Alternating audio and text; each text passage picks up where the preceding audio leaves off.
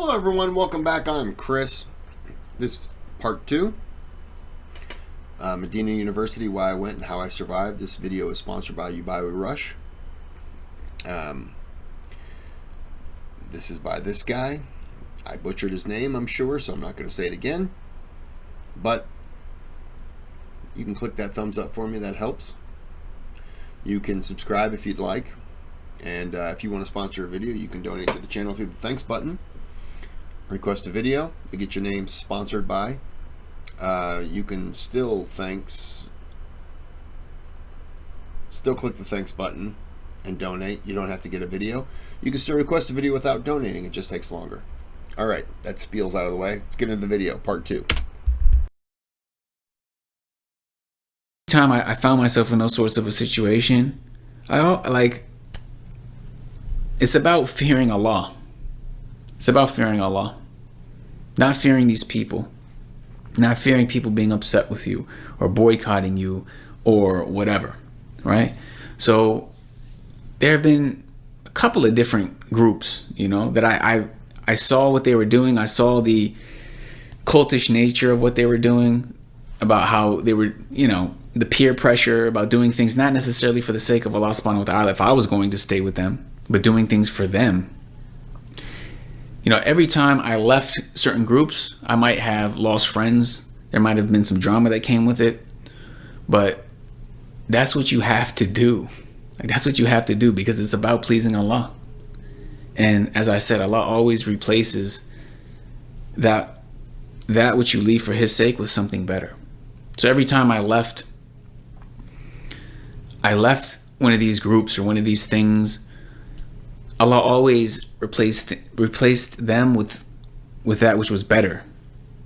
So that's something to keep in mind, man, because I feel like some people, they, due to the pressure, due to worldly desires, due to a paycheck, due to political this and that, they're afraid. They're afraid to stand up for the truth because they think that they might be labeled, politically incorrect. They might lose a job, subhanAllah. So it's just a reminder for all of us that you will not give up something for the sake of Allah, except He will replace it with something better. But also we have to remember that Islam is about balance, not to go to any extremes. But anyways, so by the time I arrived in Medina, it was like near the end of 2010. And all the Arabic that I had, it was basically self-taught. I would buy little books here and there and, learn the alphabet, learn how to read, start picking up some vocabulary, trying to study the Madinah course, trying to memorize some Quran. But when I got there, it was really it was tough. It was tough because I didn't know Arabic well enough to really do anything or go anywhere or communicate. So I was very much dependent on a lot of the people around me. And this is another thing to remember, is that, you can't go to extremes. I mean, Islam is a religion of balance. You don't want to go to the extreme of trying to use people and compromise the truth just because you want other people to help you. But you also can't go to the other extreme and have this sort of ideology where you think everyone, like anyone who's not part of your group, your cult, basically, they're all off. SubhanAllah, when you go to these extremes, I think you're gonna find out the hard way that number one, if you go to the extreme of compromising to try to get human beings to help you out, you're going to have to learn the hard way that it's Allah subhanahu wa ta'ala who's ultimately in control of everything. So you're not going to benefit by compromising your deen, compromising your relationship with Allah to, please a human being, thinking that He's going to be able to do something for you, because nothing can happen except by Allah's will.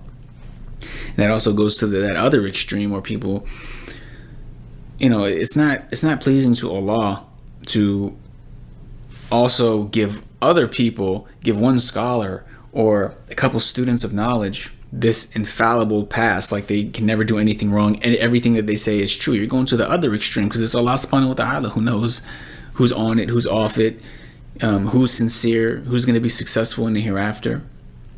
So that's another thing I always try to do is, by the permission of Allah, by Allah's guidance, is just try to implement the deen, like subhanAllah, like just try to be nice to anyone who's a Muslim, be nice to them, respectful to them, and unless there's some sort of a like clear-cut reason why you need to avoid them or you should break off your ties with them, I mean, be cool with everyone and give them the benefit of the doubt. And by doing that, alhamdulillah, Allah really made a lot of things easy for me that weren't easy for other people. Because so much of what has happened in my life, it's not like it's things that I could have planned out. It's for example, just running into the right person at the right time, something happening, and therefore I'm in a situation where I meet somebody and that somebody helps me out in some sort of extremely amazing way. And it's all from the qadr of Allah. It's all Allah subhanahu wa ta'ala facilitating things. It's not, so that's why we really need to grasp Tawheed, that Allah is in control of everything. And when you're following His guidance, you're following His deen, you just need to put your trust in Him. He has it all under control. Like, you don't have to worry about it. So, like, to some people, me embracing Islam, particularly maybe my non-Muslim friends and people I had relationships with before I became Muslim, to think that, this guy became Sajid, he embraced Islam, and then he went to live in Saudi Arabia, he barely knows Arabic. I mean, they'd think I was crazy. But alhamdulillah, like I said, Allah made everything easy. I mean, subhanAllah, the people that I met over the years, just running into them and how they would help me out, it was incredible. So when I arrived in Medina, alhamdulillah, you're all there for the same reason. I mean, not to study, but your belief, your religion brought you there. And other people see, okay, well, so everyone has a common shared belief in something, which doesn't really matter where you come from.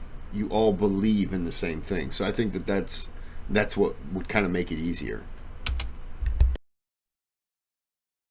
We had people there, picked us up.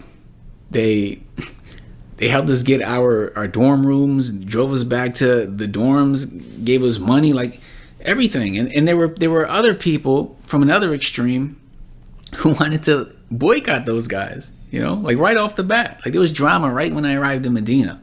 Right when I arrived, like, why should I have anything to do with you? Like, because he's your Muslim brother, he's there to help you. He's like, are you crazy? Like, subhanAllah.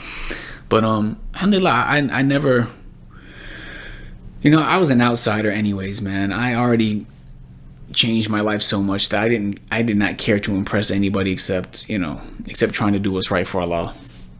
And not that I'm perfect, not that I necessarily lived up to that, but I never felt like I cared enough about anyone being my friend to let them influence me to do something I felt wasn't right. Although there were probably some times where I felt the pressure and I might have acted a certain way, but Allah always put other people in my life to help balance that and help me snap out of it, alhamdulillah. So anyway, so when I arrived in Medina, there was always people around to help, and I always tried to ask brothers for advice. I always tried to be nice to everyone, say salams to them, just basic Muslim stuff. So alhamdulillah, when I arrived, there was always people there to help me out, man. I would go out. I remember the next morning I went out trying to look for some breakfast or something, and I would just run into brothers, and they would, from other countries, who would help me out. Here, brother, let me come, and English, alhamdulillah, knowing English is beneficial because it's like the language of the dunya nowadays. So lots of people from other countries can speak some English. So, people would help me out. And one of the main things to remember is to not give up. When things start getting tough, you gotta just see it through. Because, I could have just been like, this is too crazy, this is too difficult. Let me just go back to the States and get a job. And lots of people fell into that. A lot of people did. But alhamdulillah, it was such a dream come true to have been accepted, to have been given that opportunity, that no matter what I went through, I never considered willingly leaving the university, leaving Madinah.